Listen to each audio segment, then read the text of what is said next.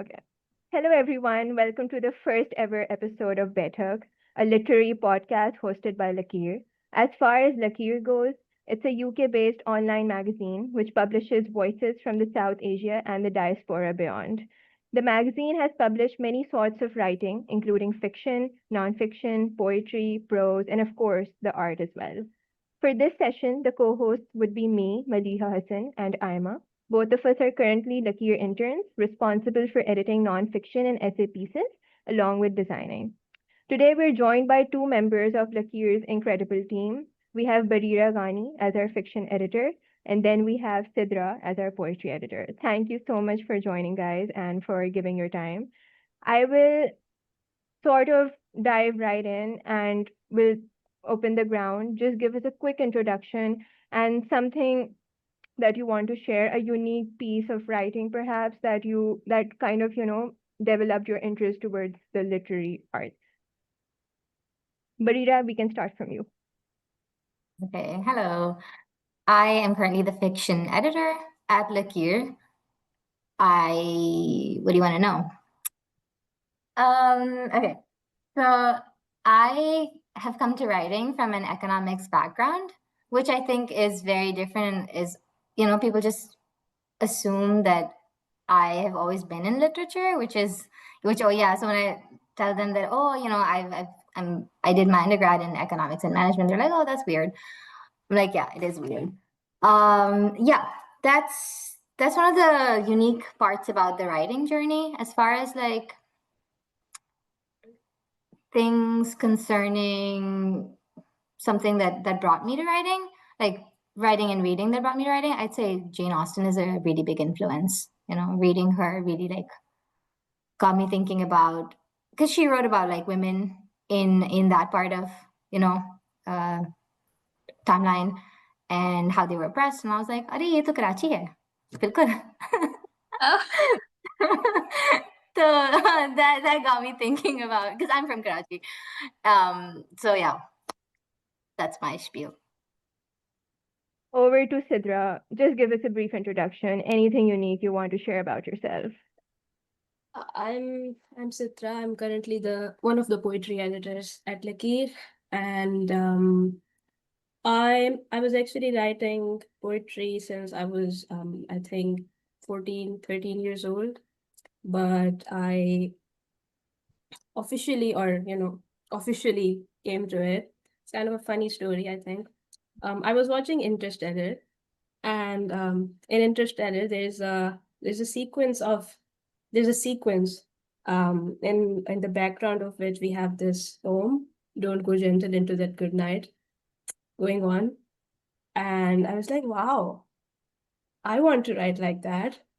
And the rest is history. So basically that's it. And yeah.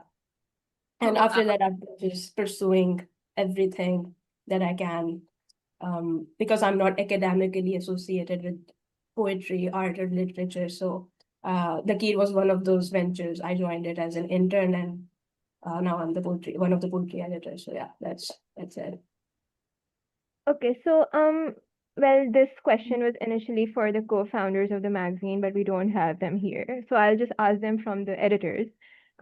What does the name Lakir mean to you? And what was something so personal about Lakir that you guys have adapted over time, or perhaps was something that, like made you come to this platform, be a part of this platform? Should I go first? Yeah, sure. Anybody can. Okay, so I think for me, um when I came across the Key was back in I think 2023. And what I really liked was that at that time, or abhi bhi, there aren't any sort of initiatives or magazines that particularly target, that particularly print or publish works from Pakistani or South Asian writers. But there is the Aleph Review, but it seems a bit intimidating to get into. Like in Lakir was like Yeah. some sort of an approachable point of entry, at least for me. And as far as the name is concerned, I feel like a lakir is, अंग्रेजी में आप line ही बोलोगे इसको, but Yeah. whatever it is, it's like, for me, it's like, a starting point of, if you're going to write something, you have to start somewhere. And a lakir for me signifies that sort of beginning. I love that approach. Bareerah, do you have anything to add? Yeah,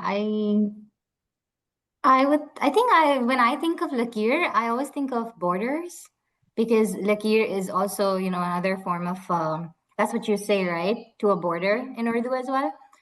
So that's what I've always thought about it. And I guess that comes to mind because I'm like really invested in Pakistan as like a geographical, location, just in my own work and the history that brought to that geographical location and to the border that got created by somebody else who'd never stepped foot into it. And I guess for me, Lakir is very apt as a title that encompasses, Pakistani writing, Pakistani readership. And when I came to it, it was actually I was interviewing Farah Ali for her novel that had come out, and we were talking, and she mentioned Lagir somewhere along the conversation. I was like, wait, I want to get involved. And I think it's really that desire came from wanting to be in community with Pakistani writers because I'm now based in Virginia, and I went to a Western, um, graduate degree in writing. And all that time, while I've been working on my craft, I have been really hungry for Pakistani voices. Whatever we see in the mainstream is, I wouldn't say all of it is whitewashed, but a lot of it is for a Western audience. It panders to that audience. And there's little I find, at least in my journey with craft and writing, there's little I've come across that makes me feel like this is the Karachi I know. This is the Pakistan I've known, or these are the people I've known, or this is the side of culture that I've known. I know there are like more writers who are doing that now, like the Aziz Amina and Farah herself. But it came from that desire of just like wanting to be part of a community that feels a lot more like home. That makes a lot of sense because when you mentioned about the canon literature that Pakistan produces, that's literally very sad because that's not the actual image of what Pakistan holds for most of us. So I understand, I completely do. My next question would be with Barira.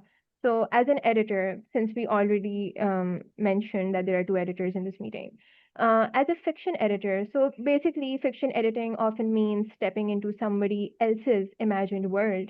And when you're editing, what is your focus? Is it the tune of the words, the story's narrative, or the arc, and maybe the message behind it? What are you focusing on when you get a certain work and then you know you're supposed to edit it? I think one of the biggest things that I've learned over time in craft, and also something I brought to my role as an editor, is consistency. So, inconsistency of plot, consistency of character, primarily character, because character is what carries the plot in many ways for literary fiction, pieces. So that's something I'm always focused on, that what started at page one still makes sense, is carried on until the end of the story or until the middle and all of that. So that's one of like the bigger picture stuff. Other than that, we hardly ever edit on like grammatical stuff. It's really just maybe like the musicality of the prose. But it's again, all of the things that we do on the page for a writer in terms of edits are suggestions. I've, like you said, we're stepping into somebody's imagined world. Now I am experiencing this character, I'm experiencing their prose based off of my own predilections, right? Yeah. So anything I offer to the writer is just, here's what I think, or here's a suggestion, and maybe this feels off in terms of how the character is behaving. Do you want to take another look at it?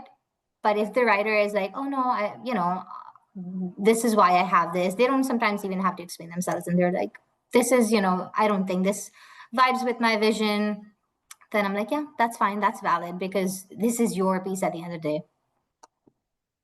I think that's a very important task as an editor because you cannot force your vision onto someone else's work, because you have to respect that it's their work, but you also have to sort of, change your perspective of looking at a certain thing. My next question would be with Sidra, a very comparative one. You edit poetry at Lakir, and we know that poetry tends to carry emotion in a very concentrated form. That's like the most niche way to explain poetry. So, when a poem is not working, where do you usually look first? The title, the ending, maybe the line breaks, or do you suggest the poet to change the way they're writing? Like, what is your process behind it?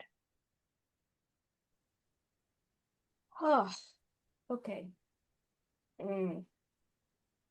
So usually what I start with is because there's like prose, there's also musicality to a poem as well. So what I Yeah, start with is I read it out loud. उससे आपको थोड़ा सा पता चलता है कि what are the points where you need to focus on? Uh, are the breaks working? Is one of the stanzas too big? Is one of the lines too short? Um, so this is the point where I start with, and then I just go from there. Because another thing that is important to make a poem work is, like you said, that there's like a lot of intense emotions just compressed in between a very short form of literature. So another thing that I focus on is trying to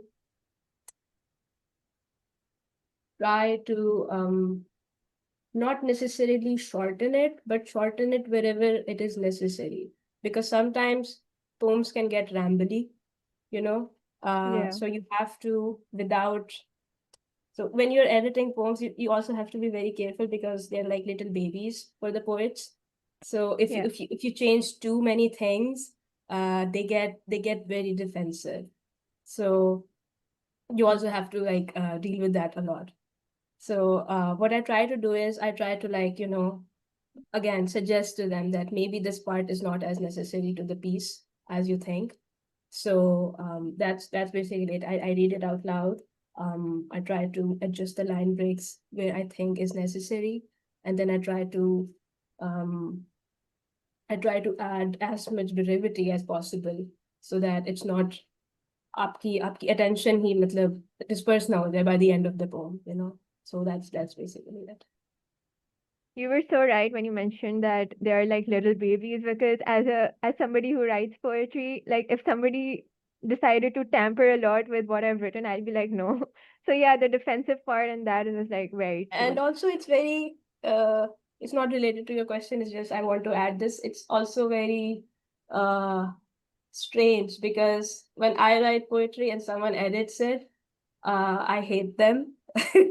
But then I do the same thing to other people's poems. And I'm like, what? I'm just helping you. So it's very weird to be on the in both shoes. So yeah. Yeah. That's not hypocritical at all. Like I completely understand your POV. You don't have to worry about it. Okay, so sort of like, going back a little in the past, what was your first or favorite memory of reading? And this is a question directed to both of the editors. Anybody can answer it. But something that has stuck with you, or something that has, it was the first piece that inspired you to write or maybe to get into the literary world. Can I go first because I'll probably have to leave after this question? Yeah, yeah, yeah, please do. Okay, so for me it was we had, I think I was in second year of my pre-med, and Hamari, I guess I don't know if you guys would be familiar with this. We had a story by Ray Bradbury called Dark They Were and Golden Eyed. And that was kind of my first sort of, when your mind clicks into place of like, oh, this is like, this is a whole different world. And this is like a whole different way to see the world. So that prose was very, what attracted me to it was, Kate, it was very poetic prose. because of, all the metaphors. It was basically about these humans. There's Earth is destroyed and they go to Mars, and it's their first exposure to how the Martian atmosphere is. So it was absolutely mind blowing, and the fact that it was this written in 50s, also the foresight of literature as well. कि आप 1950 में बैठ के you're writing about colonizing Mars, which is absolutely mind blowing as well. Everyone should read that story. Yeah, that's it for me, and I'll have to leave now.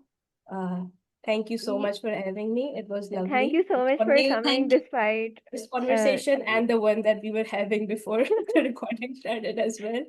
But yeah, thank you so much. thank you Really, so much, thank you. Sidra. It was Yeah. nice to meet you finally. Yeah, You Allah too, Hafiz. Bareerah. Thank you. Bye. Okay, so now we just have one editor left, so all the questions will be directed to you, unfortunately. But just continuing with the same question that I asked Sidra, do you have something that you once read and has carried that has been there with you all the time? Is there like a piece that you want to share Mhm. about? I think I'll circle back to what I said earlier. Jane Austen was an early influence, and particularly Pride and Prejudice. I think that book did something to me when I was 13. It was just like, it just spoke to me in a way that anything I read before it, I was always a reader, but it was that book that I don't know, it just hit me, and I was like, I want to do what she did, you know? Um, and yeah, I think since I think I came to writing uski kafi time baad, and for like I think 8 years straight, I read that book every year. It was that kind of obsession with it. But yeah, I think it's something I think about a lot. I think about that book a lot, and I often, if I had the time, I would still reread it every year or as much as I would want to. But yeah, I think it still has that really special place in my in my literary life. It's funny that you mentioned Pride and Prejudice because when we were initially talking about cat names, I also named one of my cat Darcy because I love that book so much. That's so Yeah. cute. Darcy's And really everybody nice. was, Wow. yeah, and everybody was like, that's such a weird name to have. And I was like, you would not understand. So just like, let's not go into the naming process, but that was one name that I had for a cat.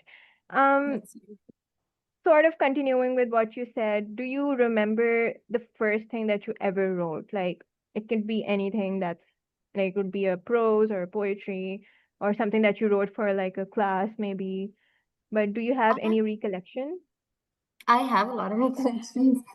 I think the first thing I ever wrote was for like middle school or elementary school. I think we had like some project we were supposed to work on, and I remember this because this came up recently. I was talking to my husband, and like it came up in conversation, and I remembered it like in conversation. This thing that I had forgotten for so long. It was I don't know kya project tha, but I ended up writing and illustrating a story about a flying horse. So that's one of the first things I ever wrote. And I was like, I want that kind of like free falling imagination back. But uske baad, I think I still remember like quite a lot. I used to write a lot of poetry inspired a lot by Eminem. Like I was like huge on Eminem back in 8th grade. So I think usse काफी inspired होके rap style poetry, freestyle जो poetry होती है वो बहुत लिखी. And then a couple of stuff for classes. I remember writing a story again in 8th grade that was, I don't know, something about some creature. Honestly, I was very big on like not fantasy, but just like I think I had like an imagination that was like going in like all sorts of ways, and I kind of miss having that luxury of like just letting it go, you know. That makes a lot of sense. Aima, would you like to continue with the rest of the questions? Yes. So my first question is kind of related to artificial intelligence. So, like, even if we try to accept it or not, we like it or not, but still, artificial intelligence is going to be the new tool. It is a new tool for our century.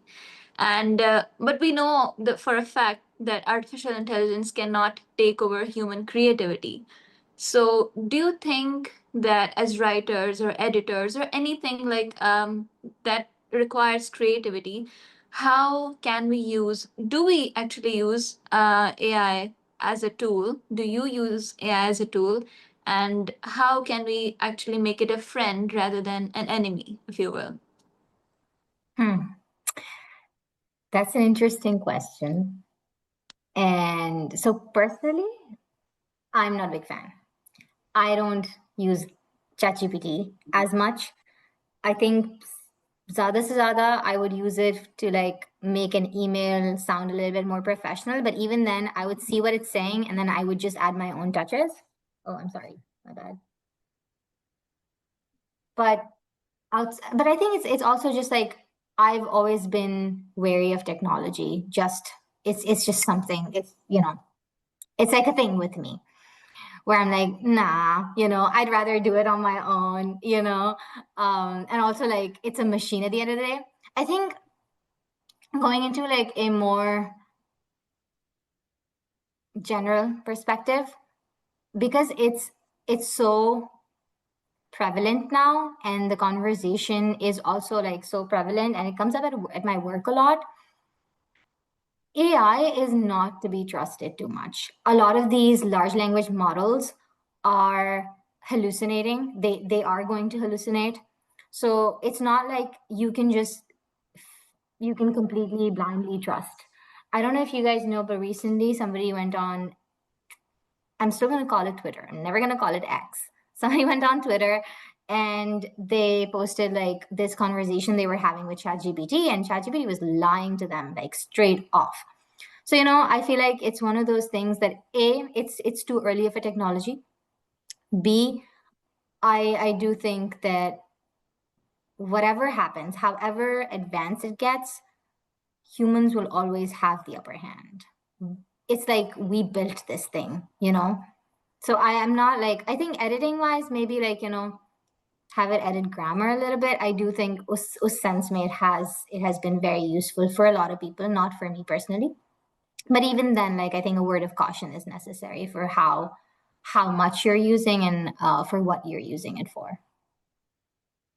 Yeah, that is very interesting. And like I do enjoy artificial intelligence. I do use ChatGPT a lot, and because I'm from medical, I do use it to understand what concept I'm not getting from a book or something.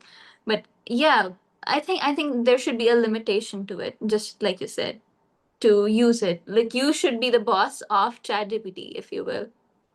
Mhm. So okay, so my next question is again a bit related to what is happening now. So nowadays, since because of Instagram and TikToks, we are like used to of scrolling and we have a very, very short attention span. And I think as writers, I at least I do find that reading is not much of a habit as much as it used to be. So, do you think writers who send you submissions or you yourself as a writer, do you think that you compromise the way a writing is structured to, retain the reader's focus? And do you think other writers do it too? I don't think the job of any writer now or ever should be to pander to society in a way that is meant to conform to what's happening in the moment.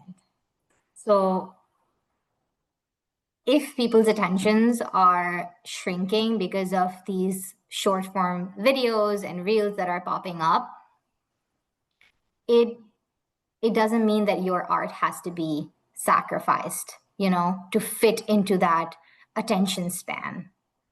Art is very subjective, and I'm a traditionalist in that sense, that I believe that there will always be readers, there will always be writers, no matter what you bring out. I am a believer in the fact that creativity is a part of our essence. We as humans, maybe not everybody, but a lot of people who are creatives will want to hold on to that and will want to pass it on to it, because passing it on, like in the way that we formed Lakir, a lot of people who have come together to contribute to Lakir, to form Lakir, are doing it because passing on that love for literature is what makes us, is what keeps us going as well as artists and creatives in our own fields, right? So all of that is always going to be there. So, and the other thing that I've learned over time is also something that comes from publishing advice. Generally, like publishing landscape may, everybody says, oh, don't go for trends, write what you want to write and you'll find your readers. And so that's something I will always stick by, चाहे वो literary publication हो जैसे लकीर है, या वो mainstream publication ho. You will always have everybody, you will find your reader, so you don't really have to like pander to this fact कि oh लोगों का attention span, अगर attention span shrink हो रहा है तो क्या सब flash fiction लिखना शुरू कर दें, you know?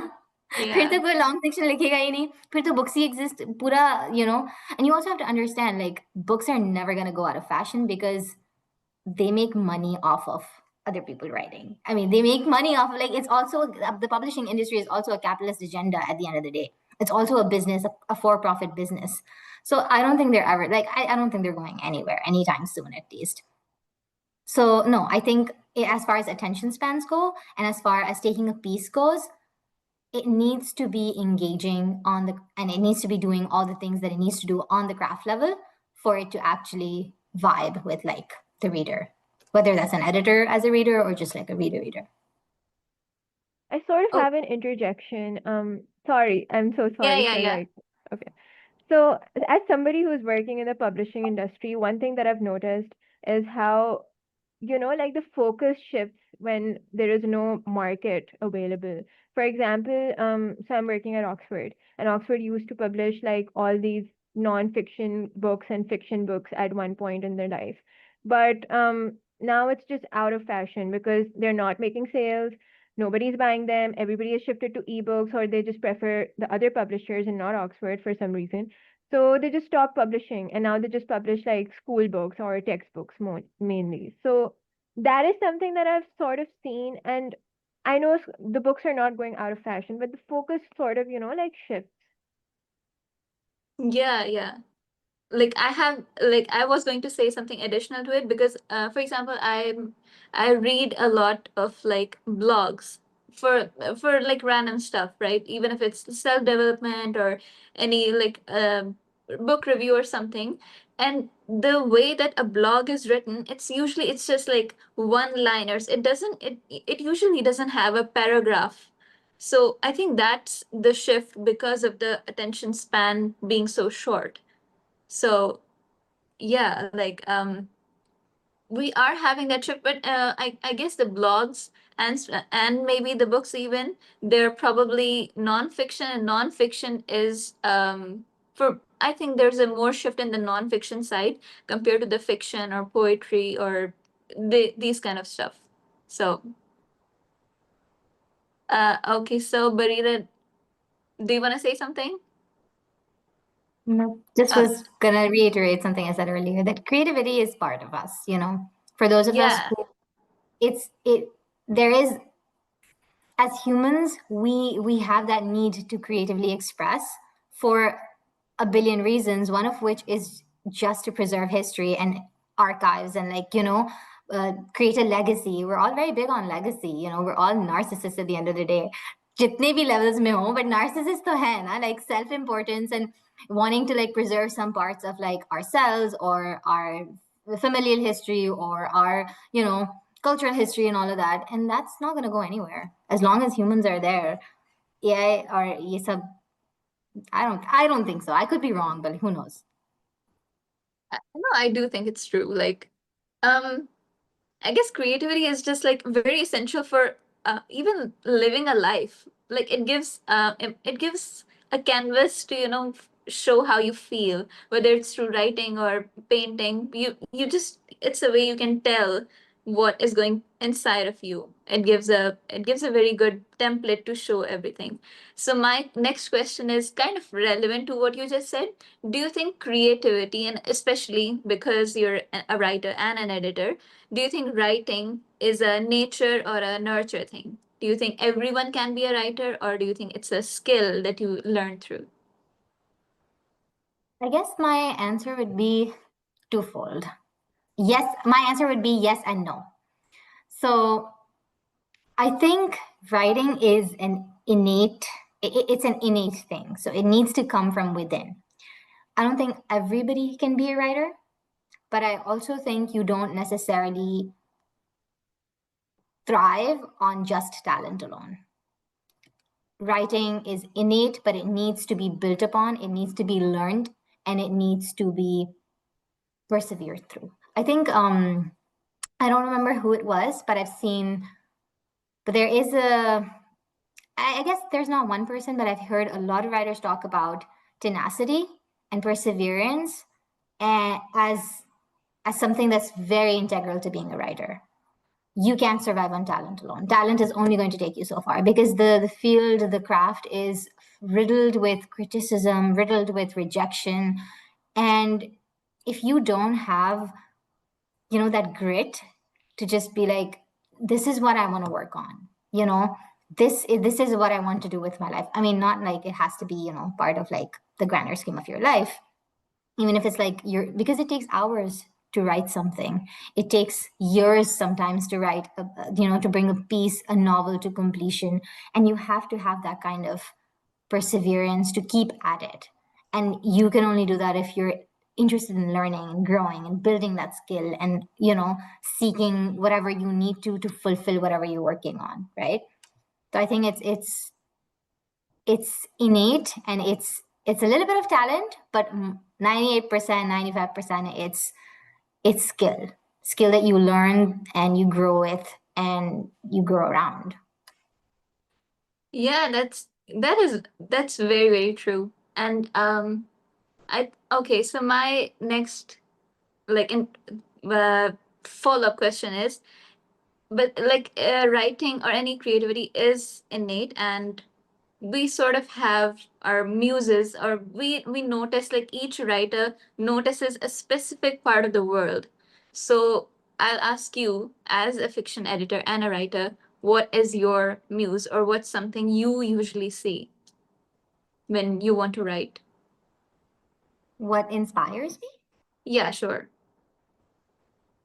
I think I pull a lot from just like my lived experience as a woman in Karachi. I think, and I say I've never been outside of Pakistan. Like I've never within Pakistan. I've only ever been in Karachi. So for me, Pakistan is Karachi. you know. So that's why it's like. But my adolescent years in Karachi were so salient in having this sort of understanding of where I stand, where where where I stand as a woman, and in all of these roles that women are assigned to in that landscape, and how to break free of those, and how to actually be a person and not a daughter, and not a mother, and not a daughter-in-law, and not, how to be a person is something outside of the confines of like all of these expectations that women have on them in Pakistan. That's something I gravitate toward a lot. And it's something I think I witnessed it so much growing up in Karachi. And it's like, it's very simple. Like you walk on the streets of Karachi as a woman, you're a woman. You're being looked at because Yeah. you have a certain body, that you inhabit a body, you inhabit a space, and you are so hyper aware of that femininity that you hold. And that's something I pull from a lot. It's how you Yeah, exist. yeah. Yeah. I'd love for you to travel all across Pakistan and then sort of differentiate between your experiences. That would be very interesting. I wish I could do that, but I don't think it's ever going to happen for me, unfortunately. Oh, Yeah, I wish I could do that. I really wanted to. I've really wanted to go to like North and even Lahore. Like I've never been to Lahore yet. Like it's so close by, or even Islamabad. Like these are like cities that people are usually able to like go to.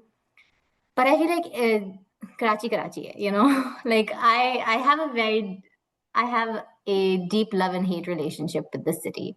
But I think spending time apart from it has made me come to appreciate the grit that Karachi has. Yeah. What's your favorite part about Karachi? The chaos. I hate to say it, but like, because I'm not a city person, but like, it's I don't know. There's a musicality to the chaos of Karachi, Yeah. and definitely don't like the threat of violence that exists on the daily. But like, but it comes with the chaos. Like, ab kya kar sakte hain. And the Yeah, food. yeah. I'm a big fan of like Karachi food. I know people are like Lahore mein bahut acha hota hai, and मैं गई नहीं हूँ, but like Karachi ka food is different. Okay, Yeah. street food especially. Well, yeah. Okay. So, my next question is, we're seeing a lot more, just like we were talking earlier, we are now seeing more writers and artists and poets in Pakistan who are, using their voice both in Pakistan and globally. So, as an editor, do you think that Lakir is a very big sustainability platform for writers like us? Absolutely. I think that's one of the reasons why I was so attracted to the concept of Lakir and wanting to be part of it, because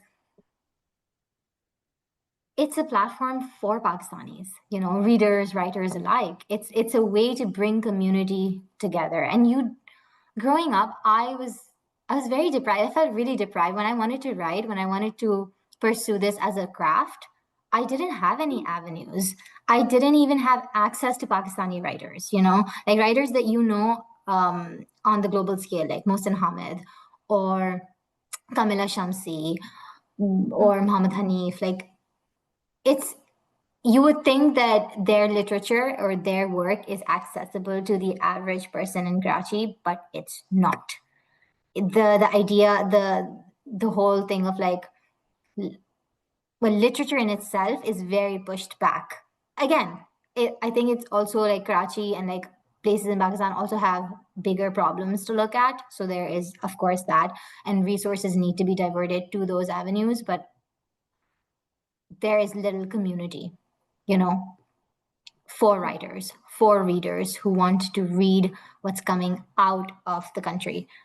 And I feel like Lakir is providing a platform, to bring those voices together. And one of the best things I love about Lakir is it's bilingual. You don't just get English language writing, you get writing in the language of the country. I mean, the Yeah. country has a lot of languages, but Urdu is popular, I would say. Hope so. Yeah, like we have so many languages on Lucky. We have Gujarati. We are going to have Punjabi in our next stories maybe. We've had, I guess, Sindhi as well. So like we have a lot of diversity within Lakir, and Yeah. my favorite part about Lakir is the Lakir Kahania. Whether it's online, it's offline. Even though I have not attended the offline one, it happened in Karachi. But like you can connect with people who think like you, who have the same interests as you. And yeah, in Karachi and generally in Pakistan, but especially I guess in Karachi because I have friends in Lahore as well. In Lahore, I think there's like much more, it is very culturally like concentrated. There's a lot of like they follow their culture much more religiously than Karachiites in When I Karachi. Yeah, Sorry, sure, go sure. ahead. No, go ahead. I'm gonna interject on that point. Go ahead. Yeah, sure. Okay. So in Karachi, like Lakir gave a community, especially like it gave a community all over Pakistan, but the Lakir Kahaniya happened in Karachi. So that was the best thing. So yeah, sure, Barida. I think it follows from the fact that when you're speaking just of Karachi, Karachi has no culture of its own. Karachi is the city for diverse communities. Yeah. And that's one of the things that when I say I like the chaos of Karachi, it's like you will find everybody and anybody there, from all these different backgrounds. It's the city that's thrown to the wolves. It's always been. It's the city that nobody gives a shit about, but it manages to survive. Its people manage to survive, through so much. with with meager resources that come their way because funds are directed everywhere else. So when we talk about, you know, how Lakir has given like this space to within Karachi, like has formed this space in Karachi, is because we're offering a platform that's not just for English language or Urdu language speakers or writers, right? It's for everybody. It's a very diverse community we've created. And I have very high hopes of where it's going to go. Like Afara and Nader have done such a good job with this thing. They like it is so so good. Like I'm just like, why did I not know about Lakir pehle? I should have known about this. So it is literally one of the my favorite parts of my life because it's so good to read, it's so good to interact with the writers with. And so yeah, I really, really like Lakir. Okay, so my next question is, what is a fiction book that you would recommend to everyone? Oh, that's very hard. I just have to pick one. What's a book I would recommend to everybody? Can I just say two? Yeah, sure. Okay. So one is, of course, I'm always going to be hyping Farah because I love her work. So if you haven't read her novel, The River, the Town, I also really like her short story collection, People Who Want to Live, but her novel, The River, the Town, is really, really good. And again, it's a Pakistani voice that I really admire. And those are the voices I want to champion. So, you know. The other is by a writer called Rima Patel. She's actually a lawyer who came to write, who took like 10 years, I think, to write this book. It's called Such Big Dreams. I am I have not stopped thinking about that book since I read it like 2-3 years ago.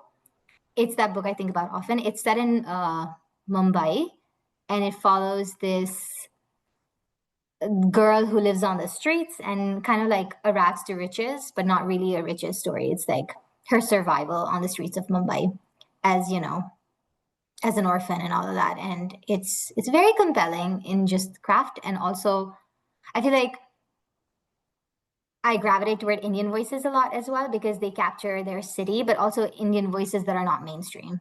And yeah, her book is really, really good. Yeah, I'll definitely take a note of that because obviously it's summer vacation time. So inshallah, I'll try to read. Okay, so now we will be wrapping up. So Thank Thank you so you. much, Bareerah. Thank you, yeah. It was Maliha and lovely Aima. hearing from you.